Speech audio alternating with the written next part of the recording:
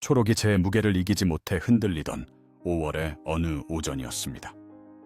수호는 증권 사이트에서 흥미로운 종목을 하나 발견했어요. 영희바이오라는 회사였습니다. 의료기기를 만드는 회사였는데 지표가 눈에 띄었어요. PER이 무려 5밖에 안 됐거든요. 시장 평균 PER이 15 정도인데 이 회사는 3분의 1밖에 안 됩니다. 엄청나게 저평가된 것처럼 보였죠. 수호는 처음에 신이 났어요. 이런 종목을 놓칠 수 없다는 생각이 들었거든요. 그런데 재무제표를 좀 더 뜯어보다가 이상한 걸 발견했습니다. 순이익은 분명히 나고 있는데 영업이익은 예상보다 훨씬 적었어요. 그리고 감가상각비라는 항목이 엄청 크게 잡혀 있었죠. PER이 낮다는 건 맞는데 뭔가 제대로 된 그림이 보이지 않는 느낌이었습니다. 수호는 멈췄어요. PER만으로는 이 회사를 제대로 판단하기 어렵다는 걸 느꼈거든요. 더 정교한 지표가 필요했습니다. 프로들이 쓰는 고급 분석 도구들이요. 그날 저녁 수호는 노트를 펼치고 공부를 시작했어요. 수호가 처음 파고든 지표는 EBITDA, EBITDA였습니다. 이자, 세금, 감가상각비, 무형자산상각비를 빼기 전 이익이라는 뜻의 영어 줄임말로 쉽게 말하면 감가상각 효과를 제거한 영업이익이라고 보면 돼요. 여기서 감가상각이라는 개념을 먼저 이해해야 합니다. 빵집을 두 개 비교해 볼게요. A빵집과 B빵집은 둘 다 500만 원짜리 오븐을 구입했어요. 같은 오븐이에요. 그런데 A빵집은 이 오븐을 5년에 걸쳐 비용으로 나눠 처리하기로 했어요. 1년에 100만 원씩이죠. 반면 B빵집은 10년에 걸쳐 처리하기로 했어요. 1년에 50만 원씩입니다. 똑같은 오븐을 샀는데 장부에 찍히는 비용이 달라요. A는 1년에 100만 원, B는 1년에 50만 원이 비용으로 잡히는 거죠. 그럼 올해 순이익도 달라집니다. A는 100만 원이 더 빠지고 B는 50만 원만 빠지니까요. 실제로는 똑같은 장사를 하는데 장부상 이익이 다르게 나오는 겁니다. 더 쉬운 예를 들면 100만 원짜리 스마트폰을 샀다고 해봐요. 그 돈을 한 번에 다 쓴 게 맞는데 회계에서는 이 폰은 2년 쓸 거니까 매년 50만 원씩 비용 처리하겠습니다. 라고 나눠서 기록해요. 이게 감가상각이에요. 지금 돈을 냈지만 장부에는 조금씩 나눠서 반영하는 거죠. 그러면 회사마다 이 기간을 얼마로 잡느냐에 따라 이익이 달라 보이는 거예요. 이런 상황에서 두 빵집을 공정하게 비교하려면 감가상각 효과를 제거하고 봐야 합니다. 그게 바로 에비타예요. 에비타 계산법은 이렇습니다. 영업이익의 감가상각비와 무형자산상각비를 더하면 돼요. 영희바이오의 경우 영업이익이 50억이었습니다. 그런데 감가상각비가 40억이나 됐어요. 의료기기 회사는 설비 투자가 많아서 감가상각비가 큰 편이거든요. 에비타는 90억이에요. 영업이익만 볼 때는 50억이었는데 에비타로 보면 90억을 버는 회사였던 거예요. 에비타는 특히 제조업이나 인프라 기업처럼 대규모 설비 투자가 필요한 회사들을 분석할 때 유용해요. 설비 투자 규모나 감가상각 방식의 차이가 순이익을 왜곡할 수 있거든요. 통신사, 항공사, 조선사처럼 대규모 고정자산을 운용하는 회사들도 마찬가지예요. 이런 회사들은 매년 엄청난 감가상각비가 나오기 때문에 영업이익만 보면 실제보다 수익성이 낮아 보입니다. 하지만 에비타로 보면 감가상각 영향을 제거한 실질적인 영업수익성이 드러나죠. 다만 에비타는 실제 현금 흐름과 완전히 같은 개념은 아닙니다. 반대로 에비타가 잘 맞지 않는 분야도 있어요. 금융업이 대표적이에요. 은행이나 보험사는 감가상각 규모가 크지 않고 이자 비용이 핵심 영업 비용이기 때문에 에비타보다 다른 지표가 더 적합합니다. 수호는 에비타를 보는 순간 영희바이오가 생각보다 현금을 꽤 잘 버는 회사라는 걸 알게 됐어요. 단순히 PER만 보고 판단했다면 놓쳤을 정보였죠. 에비타를 이해하고 나니 수호는 자연스럽게 다음 질문이 생겼어요. 이 회사를 통째로 사려면 실제로 얼마가 드는가 하는 거였죠. 그래서 공부하게 된 게 EV 에비타였습니다. EV는 기업가치라는 뜻의 영어 줄임말이에요. EV 에비타는 기업가치를 에비타로 나눈 값이죠. 왜 이게 필요한지 편의점 인수 사례로 설명해 드릴게요. 수호가 편의점을 하나 인수하려 합니다. 주인이 3천만 원에 팔겠다고 하네요. 그런데 알고 보니 편의점에 빚이 1,000만 원 있어요. 인수하면 그 빚도 함께 떠안아야 합니다. 하지만 편의점 금괴 현금이 500만 원 있어요. 이건 인수하면 수호 것이 되죠. 그럼 실제로 얼마가 드는 걸까요? 인수대금 3천만 원을 주고 빚 1천만 원을 갚아야 하고 현금 500만 원은 돌려받으니 실제 비용은 3,500만 원입니다. 이게 기업 가치, 즉 EV예요. 아파트로 비유하면 더 쉬워요. 매매가가 3억이라도 전 주인 담보대출이 2억 껴 있으면 실제 인수비용은 3억이 아니에요. 3억 주고 2억 빚도 떠안아야 하니까 총 5억이 드는 거죠. 반대로 금괴 현금이 있으면 그만큼 빼는 거예요. 시가총액은 아파트 매매가처럼 겉으로 보이는 가격이고 EV는 빚과 현금까지 다 계산한 진짜 인수비용인 겁니다. 시가총액은 주식가격만 반영하지만 기업 가치는 빚과 현금까지 모두 반영한 진짜 인수비용이에요. 계산 방법은 이렇습니다. 시가총액에 순차입금을 더하면 돼요. 순차입금은 총차입금에서 보유 현금을 뺀 값이에요. 영희바이오를 예로 들어볼게요. 시가총액이 1,000억입니다. 차입금이 500억인데 현금이 200억 있어요. 순차입금은 300억이에요. 기업 가치는 1,300억이 되는 거죠. EV 에비타는 1,300억을 에비타 90억으로 나누면 약 14배예요. 이 비율은 기업 가치가 에비타의 몇 배에 거래되는지를 보여주는 지표로 인수가격이 수익 창출력 대비 비싼지 싼지를 비교할 때 많이 씁니다. 이 지표는 낮을수록 저평가이고 높을수록 고평가입니다. 다만 업종마다 적정 수준이 크게 다르기 때문에 반드시 같은 업종 안에서 비교해야 해요. 설비 투자가 많은 제조업은 낮게 형성되고 성장 기대가 높은 기술 기업은 높게 형성되는 게 일반적이에요. EV 에비타는 PER보다 더 정확한 비교가 가능해요. 부채가 많은 회사와 현금이 풍부한 회사를 PER만으로 비교하면 실제와 다른 결론이 나올 수 있거든요. 수호는 영희바이오의 EV 에비타를 보고 적정한 수준이라는 걸 확인했어요. 하지만 분석은 여기서 끝이 아니었습니다. 다음으로 수호가 꺼낸 지표는 PSR이었어요. 주가 매출 비율이라는 뜻의 영어 줄임말인데요. 시가총액을 매출액으로 나눈 값이에요. PER로는 분석이 안 되는 회사들이 있기 때문에 필요한 지표였습니다. 민지가 왜 이게 필요한지 묻자 수호가 치킨집 비교로 설명했어요. 동네에 치킨집 2개가 있습니다. 한 달 매출이 1,000만 원이에요. A치킨집은 재료비, 인건비를 내고 나면 매달 200만 원이 남아요. 이익이 있는 가게죠. B치킨집은 야심차게 투자를 많이 해서 현재는 매달 100만 원씩 적자입니다. 이익이 마이너스인 상황이에요. A는 PER을 구할 수 있어요. 이익이 있으니까요. 그런데 B는 이익이 마이너스니까 PER을 계산하면 의미 없는 음수가 나와요. 이럴 때 PSR을 씁니다. 이익이 있든 없든 매출은 있으니까요. A 가게를 3억에 판다면 PSR은 2.5예요. 시가가 연매출의 2.5배라는 뜻이죠. B 가게도 3억을 요구한다면 PSR은 똑같이 2.5이지만 적자 상태인 가게를 같은 가격에 사는 건 합리적인지 다시 생각해 볼 필요가 있죠. 실제로 이런 상황이 자주 생겨요. 쿠팡, 카카오 초창기처럼 이익은 없어도 빠르게 성장하는 회사들이 있잖아요. 이런 회사들은 PER로는 분석 자체가 안 되니까 PSR로 매출 1원어치를 만들어내는데 주식시장에서 몇 원을 쳐주고 있는가를 보는 거예요. 주식에서 PSR이 특히 유용한 경우는 스타트업이나 성장 초기 기업, 바이오 회사처럼 아직 이익을 내지 못하고 있는 회사들이에요. 이런 회사들은 PER을 쓸 수 없으니 PSR로 가치를 가늠하는 거죠. 업종마다 적정 PSR이 달라요. 제조업은 보통 0.5에서 2 사이입니다. IT 기업은 5에서 10까지도 나오고요. 같은 업종 안에서 비교하는 게 핵심이에요. 성장이 빠른 회사라면 PSR이 높아도 괜찮습니다. 앞으로 매출이 빠르게 늘어날 테니까요. 하지만 성장이 멈춘 회사의 PSR이 높다면 고평가일 가능성이 커요.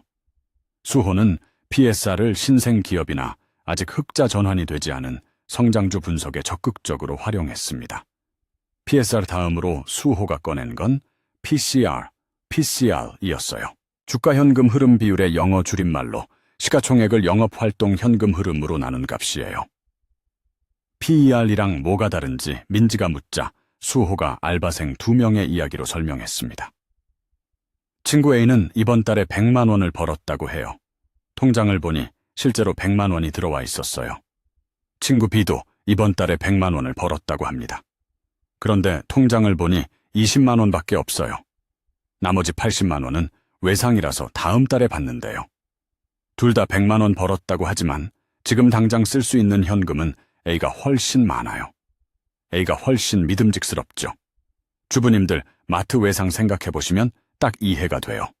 마트 매출장에는 100만 원 팔았다고 적혀 있어도 20만 원은 이웃집 외상이면 실제 금괴는 80만 원밖에 없는 거잖아요. 회사 재무제표도 똑같아요. 순이익은 100억이라고 적혀 있어도 실제로 통장에 들어온 돈이 20억밖에 안 되는 경우가 있거든요. 회사의 순이익도 이와 비슷한 문제가 있어요. 순이익은 회계 처리 방식에 따라 실제 현금이 들어오지 않아도 이익으로 기록될 수 있어요. 외상 매출도 이익으로 잡히거든요. 하지만 영업활동 현금 흐름은 실제로 회사 통장에 들어온 돈이에요. 조작이 어렵고 회사의 진짜 현금 창출 능력을 보여주죠. 어떤 회사가 순이익 100억을 냈는데 영업활동 현금 흐름이 20억밖에 안 된다면 의심해봐야 해요. 장부상 이익은 있는데 실제 현금은 별로 안 들어왔다는 뜻이거든요. 매출 중 상당 부분이 외상일 수 있어요. 반대로 순이익은 50억인데 영업활동 현금 흐름이 100억이라면 아주 훌륭해요. 장부상 이익보다 실제 현금이 더 많이 들어오는 회사라는 뜻이니까요. PCR이 낮을수록 현금 흐름 대비 주가 부담이 덜하다고 해석할 수 있습니다. 다만 적정 수준은 업종과 경기 국면에 따라 크게 달라서 절대 기준보다 같은 업종 내 비교가 더 중요해요. 수호는 PER은 낮은데 PCR이 높은 종목은 위험 신호로 봤어요. 반면 PER도 낮고 PCR도 낮은 종목이야말로 진짜 저평가 우량주라고 생각했죠. PCR을 활용한 실전 사례도 수호는 민지에게 알려줬어요. 어떤 건설 회사가 있었습니다. PER이 7로 업종 평균 10보다 훨씬 낮았어요. 처음엔 저평가처럼 보였습니다. 그런데 PCR을 확인해 봤더니 40이 넘었어요. 업종 평균이 15 정도인데 훨씬 높은 거였죠. 왜 이런 일이 생겼을까요? 건설사는 선수금, 공사 진행률, 미수금, 운전자본 변화 때문에 순이익과 영업 현금 흐름이 크게 어긋날 수 있어요. 공사비는 먼저 나가는데 회계상 매출은 나중에 잡히는 구조도 있고 반대로 돈은 들어왔는데 아직 매출로 인식이 안 된 경우도 생기거든요. 그래서 이 회사처럼 PER은 낮은데 PCR이 높게 나온 겁니다. PCR이 높다는 건 현금 흐름 구조를 한 번 더 들여다봐야 한다는 신호였어요. 그 다음으로 수호가 배운 건 PEG였습니다. 주가 이익 성장 비율이라는 뜻으로 PER을 이익 성장률로 나눈 값이에요. PER이 높아도 성장이 그만큼 빠르면 실제로는 싼 것일 수 있다는 걸 보여주는 지표였죠. 왜 이게 필요한지 학원 2곳 비교로 설명했습니다. A학원은 이번 달에 1,000만 원을 벌었어요. 학생 수가 안정적이어서 내년에도 비슷하게 1,000만 원 정도 벌 것 같아요. 성장률은 10% 정도입니다. 이 학원의 인수가격은 2억이에요. B학원도 이번 달에 1,000만 원을 벌어요. 하지만 입소문이 나서 학생 수가 계속 늘고 있어요. 내년에는 1,400만 원, 내후년에는 2,000만 원을 벌 것 같아요. 성장률이 40%에 달해요. 이 학원의 인수가격은 4억이에요. PER만 보면 A가 훨씬 싸요. 2억이니까요. B는 4억이고요. 하지만 성장률을 함께 고려하면 어떨까요? A의 PEG는 PER 20을 성장률 10으로 나누면 2예요. B의 PAG는 PER 40을 성장률 40으로 나누면 1이죠. 폐기 기준으로 보면 1 이하면 성장 대비 저평가, 1에서 1.5 미만이면 적정, 1.5를 넘으면 고평가 신호로 해석해요. 피터 린치가 처음 제시한 기준입니다. 이 기준으로 보면 PER이 2배나 높은 B학원이 오히려 성장을 감안했을 때 더 매력적일 수 있는 거예요. 쉽게 말하면 이렇습니다. 지금 월급이 200만 원인 신입사원이 있고 200만 원인 과장이 있어요. 연봉만 보면 똑같아요. 근데 신입사원은 매년 30%씩 연봉이 오르고 과장은 5%씩 오른다면 3년 뒤에 누가 더 많이 받을지 분명해지죠. PEG가 바로 이 성장 속도까지 계산해 넣는 지표예요. 실제 주식 투자에서도 마찬가지예요. 빠르게 성장하는 IT 기업이나 바이오 기업을 분석할 때 현재 PER이 높아도 성장률이 그만큼 높다면 실제로는 저평가일 수 있어요. 물론 PEG에도 한계가 있어요. 성장률 추정이 틀릴 수 있거든요. 장밋빛 전망을 그리다가 실제로는 성장이 정체되면 PEG 분석이 무너지는 거죠. 그래서 PEG는 성장성이 분명하게 보이는 회사에만 쓰는 게 좋아요. 수호는 PEG를 고성장 IT나 바이오 종목 분석에 적극 활용했습니다. 단순히 PER이 높다는 이유로 배제하지 않고 성장을 감안해서 실제 가치를 평가하는 거죠. 여기서 수호는 한 가지 더 파고들었어요. 매출 중에서 진짜 현금이 얼마나 들어오는지를 보여주는 영업현금 흐름 마진이라는 지표였습니다. 영업현금 흐름 마진은 영업활동 현금 흐름을 매출액으로 나눈 비율이에요. 매출 100원을 올리면 현금이 얼마나 통장에 들어오는지 보는 거죠. 동네 슈퍼마켓으로 예를 들어볼게요. 이 슈퍼마켓이 오늘 100만 원어치를 팔았습니다. 그런데 전부 현금으로 받은 게 아니에요. 70만 원은 현금으로 받았고 30만 원은 외상으로 다음 달에 받기로 했어요. 그럼 오늘 통장에 들어온 돈은 70만 원이죠. 영업현금 흐름 마진이 70%인 겁니다. 좋은 가게는 현금 회수가 빨라요. 팔면 바로 현금이 들어오는 구조예요. 영업현금 흐름 마진이 높아요. 반면 나쁜 가게는 외상이 많아요. 많이 팔아도 현금은 늦게 들어오거나 못 받는 경우도 생기죠. 영업현금 흐름 마진이 낮아요. 편의점을 예로 들면 더 직관적이에요. 편의점은 손님이 와서 현금이나 카드로 바로 결제하고 가잖아요. 외상 없이 팔면 바로 현금이 들어와요. 영업현금 흐름 마진이 높죠. 반면 대기업에 납품하는 중소제조업체는 물건을 먼저 납품하고 60에서 90일 뒤에 돈을 받는 경우가 많아요. 매출은 있는데 현금은 한참 뒤에야 들어오는 거죠. 영업현금 흐름 마진이 낮게 나와요. 회사도 마찬가지예요. 영희바이오의 경우 매출이 1,000억인데 영업활동 현금 흐름이 200억이었어요. 영업현금 흐름 마진은 20%예요. 1,000억을 팔면 200억이 실제로 통장에 들어온다는 뜻이에요. 이 비율은 높을수록 일반적으로 좋다고 볼 수 있지만 적정 수준은 업종과 비즈니스 구조에 따라 많이 달라요. 그래서 절대 수치보다 같은 업종 안에서 비교하는 게 더 중요합니다. 반대로 영업현금 흐름 마진이 마이너스라면 심각한 문제예요. 매출이 발생하고 있는데도 현금이 오히려 빠져나가고 있다는 뜻이니까요. 수호는 순이익이 많이 나는 회사라도 영업현금 흐름 마진이 낮으면 일단 의심했어요. 장부상 이익은 있는데 현금이 안 들어온다는 건 문제가 있다는 신호거든요. 지표를 하나씩 익혀가던 중 수호가 민지에게 중요한 개념을 하나 더 가르쳐줬습니다. PER을 볼 때 절대값만 보면 안 된다는 거였어요. 시험 점수로 비유해볼게요. 철수가 수학시험에서 80점을 받았어요. 잘한 건지 못한 건지 모릅니다. 시험이 어려웠을 수도 있고 쉬웠을 수도 있거든요. 민지가 영어 시험에서 70점을 받았어요. 이것도 마찬가지예요. 그런데 반평균을 알면 판단이 달라집니다. 수학시험 반평균이 90점이었다면 철수는 평균 이하예요.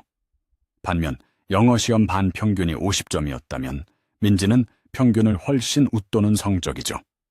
절대 점수만 보면 철수가 높지만 상대 비교를 하면 민지가 더 잘한 겁니다. 주식도 완전히 똑같아요. 반도체 회사의 PER이 20이에요. 비싼 걸까요? 싼 걸까요? 은행의 PER이 10이에요. 그렇다면 은행이 싼 걸까요? 업종마다 특성이 다르기 때문에 평균 PER도 달라요. 반도체처럼 기술 집약적 성장 업종은 미래 성장 기대가 크기 때문에 평균 PER이 30에서 40 수준으로 높아요. 반면 은행업은 성장이 안정적인 대신 높은 성장을 기대하기 어려워서 평균 PER이 7에서 10 수준으로 낮죠. 그러면 반도체 회사 PER 20은 업종 평균 30보다 낮으니 오히려 저평가예요. 은행 PER 10은 업종 평균 7보다 높으니 오히려 고평가일 수 있고요. 골목 분식집 PER이 10이고 강남 고급 레스토랑 PER이 30이라고 해서 분식집이 더 싸다고 할 수 없잖아요. 업종 자체가 다른 거거든요. 분식집끼리 비교하고 레스토랑끼리 비교해야 의미가 있는 거예요.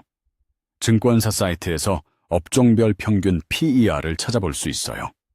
내가 분석하는 종목이 같은 업종 안에서 어떤 위치에 있는지 파악하는 게 중요합니다.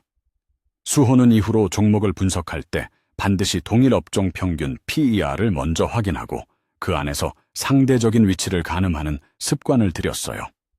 숫자를 이렇게 뜯어보는 것도 중요하지만 수호가 마지막으로 꺼낸 건 의외로 가장 직접적인 방법이었어요. 경영진과 직접 대화하는 컨퍼런스 콜이었습니다. 민지에게 학부모 상담으로 설명했어요. 아이 성적표를 받았습니다. 수학 80점, 영어 70점, 과학 90점. 숫자만 봐서는 왜 이런 성적이 나왔는지 모릅니다. 그래서 선생님과 상담 약속을 잡았어요. 상담을 해보니 수학은 개념 이해력은 좋은데 시험에서 실수가 많다고 합니다. 영어는 단어 암기가 부족하다고 하고요. 과학은 실험 보고서를 열심히 써서 점수가 올라갔다는 걸 알았어요. 성적표만 봐서는 몰랐던 것들을 상담을 통해 알게 된 거죠. 컨퍼런스 콜이 딱 이겁니다. 컨퍼런스 콜은 분기 실적 발표 후에 회사 경영진이 애널리스트, 투자자들과 직접 대화하는 전화 회의예요. CEO 최고 경영자와 CFO 최고 재무책임자가 직접 나와서 실적을 설명하고 질문을 받습니다. 재무제표는 숫자만 보여줘요. 하지만 컨퍼런스 콜을 들으면 경영진이 이 숫자를 어떻게 해석하는지, 앞으로 어떤 방향으로 사업을 이끌 것인지 직접 듣게 돼요. 좋아하는 가수가 앨범을 냈다고 해봐요. 음악만 들으면 이 노래가 왜 이런 분위기인지 모를 수 있어요. 그런데 인터뷰를 보면 이 곡은 이별 후의 감정을 담았다는 걸 알게 되죠. 컨퍼런스 콜이 바로 그 인터뷰예요. 재무제표라는 앨범을 낸 회사가 그 숫자 뒤에 어떤 이야기가 있는지 직접 설명해주는 자리거든요. 컨퍼런스 콜에서 특히 주의 깊게 봐야 할 부분이 있어요. 첫째는 가이던스입니다. 경영진이 다음 분기 또는 연간 실적에 대해 어떤 전망을 내놓는지 보는 거예요. 자신감 있게 구체적인 숫자를 제시하는지 아니면 모호하게 방어적으로만 이야기하는지를 보면 됩니다. 둘째는 질의응답 시간이에요. 애널리스트들이 날카롭게 물어보는 시간인데요. 경영진이 불편한 질문에 어떻게 대응하는지 봐야 해요. 셋째는 주요 리스크에 대한 설명이에요. 잘 되는 이야기만 하는 경영진보다 솔직하게 위험 요인도 언급하고 그에 대한 대응 방안을 명확히 설명하는 경영진이 더 신뢰할 수 있습니다. 부동산 중개사가 집을 소개할 때 단점은 쏙 빼고 장점만 말하면 믿음이 덜 가잖아요. 반대로 이 집은 남향이고 역세권인데 위층 소음이 좀 있어요 라고 솔직하게 말해주는 중개사를 더 신뢰하게 되잖아요. 경영진도 마찬가지예요. 리스크를 솔직하게 인정하고 대응책을 말하는 경영진이 훨씬 믿을 수 있어요. 컨퍼런스 콜 녹음 파일과 스크립트는 보통 회사 홈페이지 투자자 정보 코너에서 찾을 수 있어요. 영어권 회사들은 대부분 스크립트를 공개하고요. 국내 회사들도 점점 컨퍼런스 콜 문화가 확산되고 있어요. 수호는 관심 있는 종목에 컨퍼런스 콜을 정기적으로 챙겨 들었습니다. 숫자만으론 보이지 않던 것들이 경영진의 말에서 보이더라고요.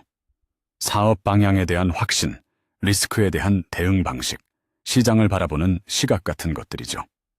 이 모든 지표들을 배운 뒤 수호는 다시 영희바이오를 분석했습니다. 처음에는 PER이 5라서 눈길을 끌었어요. 엄청나게 저평가된 것처럼 보였죠. 하지만 고급 지표로 뜯어보자 다른 그림이 나왔습니다. EV/EBITDA는 14배였어요. 절대적인 기준은 없지만 같은 업종 평균과 비교했을 때 특별히 싸지는 않았어요. PSR은 3으로 같은 업종 평균이 2인 것을 감안하면 상대적으로 비쌌어요. PCR은 20으로 업종 평균 10보다 2배나 높았습니다. 순이익은 나지만 실제 현금 흐름이 좋지 않다는 뜻이었어요. 영업 현금 흐름 마진은 N5%로 낮은 편이었고요. 동일 업종 PER 비교를 해보니 업종 평균보다 오히려 약간 비싼 수준이었어요. 그리고 컨퍼런스 콜을 들었더니 경영진의 답변이 불확실한 부분이 많았습니다. 앞으로의 성장 계획에 대한 구체성이 부족했거든요. 결론은 투자 보류였습니다. PER만 봤다면 무조건 샀을 텐데 고급 지표들로 종합 분석하고 나니 매력적이지 않다는 판단이 섰어요. 석 달 뒤 영희바이오는 20% 하락했습니다. 수호는 뿌듯했어요. 저평가처럼 보였던 함정을 피한 거였으니까요. 민지도 감탄했습니다. PER 하나만 봤다면 샀을 거라고 했어요. 고급 지표들이 왜 필요한지 이제 완전히 이해됐다고요. 수호가 정리해줬습니다. 에비타로 실질적인 이익을 확인하고 EV 에비타로 실제 인수비용 대비 가치를 평가하고 PSR로 이익이 없는 성장주를 분석하고 PCR로 현금 흐름의 질을 체크하고 PEG로 성장을 고려한 적정 가격을 판단하고 영업 현금 흐름 마진으로 회사의 진짜 벌이를 확인하고 동일 업종 PER로 상대적인 위치를 파악하고 컨퍼런스 콜로 경영진의 수준을 직접 확인하는 것. 이것들을 종합하면 숫자 뒤에 숨겨진 진실이 보인다고 했어요. 민지는 열심히 받아 적었습니다. 이제 진짜 투자 공부를 시작한 것 같다는 생각이 들었죠. 수호는 한 가지를 덧붙였어요. 이 지표들을 다 외울 필요는 없다고 했습니다. 중요한 건 하나의 숫자만 보고 판단하지 않는 습관이라고 강조했죠. PER이 낮아 보인다고 해서 바로 매수 버튼을 누르지 말고 왜 낮은지 다른 각도에서도 확인해보는 습관을 들여야 한다고 했어요. 수호 자신도 처음에는 이 지표들이 낯설고 어려웠어요. 하지만 몇 개 종목을 직접 분석해보면서 차근차근 익히다 보니 어느 순간 자연스럽게 쓰게 됐다고 했어요. 처음부터 완벽하게 모든 지표를 쓰려 하지 말고 하나씩 연습하면 된다고 민지를 격려했습니다. 수호는 웃으며 말했어요. 하지만 아직 끝이 아니라고요. 개별 기업을 아무리 잘 분석해도 시장 전체가 무너지면 소용이 없다고 했습니다. 다음에는 시장 전체를 움직이는 힘, 매크로 경제를 봐야 한다고 예고했어요. 민지는 다음 약속을 기다리며 노트를 덮었습니다. 오늘도 시청해주셔서 감사합니다. 댓글로 여러분의 생각을 자유롭게 나눠주세요. 구독과 좋아요는 영상 제작에 큰 힘이 됩니다.